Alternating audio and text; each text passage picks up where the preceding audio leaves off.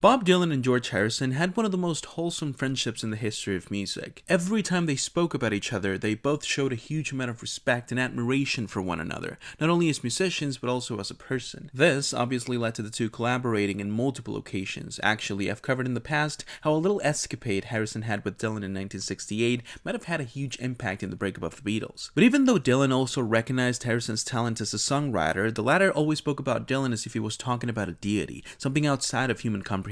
By the late 60s, Dylan was ready to make a comeback to the stage after the release of his Nashville Skyline album, and around this time him and Harrison had written a few songs together like If Not For You and I'd Have You Anytime. Harrison was amazed by the man's genius, but something that amazed him even more was that despite being probably the best songwriter music had ever seen, Dylan was extremely shy. He presented his ideas like an amateur would, scared that the quality of his work was simply not good enough. And out of this weird innocence Dylan displayed, Harrison came up with the lyrics for one of his most beautiful and poetic songs, Behind That Locked Door. On its own, the song is already beautiful enough, but when you learn that this is basically a fan begging his idol to let his genius run free, it gains a lot more meaning. We don't really have a public reaction to the song, but a couple of months after it was released on All Things Must Pass, Harrison clarified that he wasn't trying to embarrass Dylan, so I think we have a pretty good idea of how he reacted.